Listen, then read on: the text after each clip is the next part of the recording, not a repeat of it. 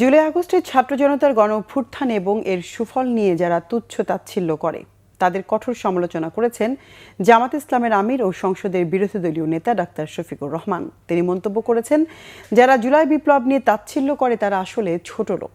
জুলাই আন্দোলনে আহত ও নিহতদের যথাযথ রাষ্ট্রীয় স্বীকৃতি এবং পুনর্বাসনের দাবি জানিয়েছেন জামাতের আমির।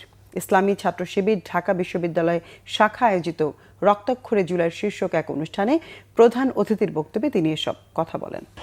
জুলাইতে যারা নিহত হয়েছেন তাদেরকে রাষ্ট্রীয়ভাবে সম্মানিত করুন, শুধু কয়টা টাকা দিয়ে পরিবারকে নয়, তাদের স্মৃতিকে জাতির সামনে তুলে ধরুন, স্মরণীয় করিয়ে রাখুন। কারণ এখনকার যে সরকার এই জুলাইয়েরই ফসল। আমরা যারা বিরোধী দল জুলাইয়ের ফসল, কিন্তু আফসোস অনেকেই উপকার ভুলে যান, স্মরণ থাকে না। জুলাইকে নিয়ে অনেকে তুচ্ছ তাচ্ছিল্য করছেন, আমি বলবো তারা ছোট লোক।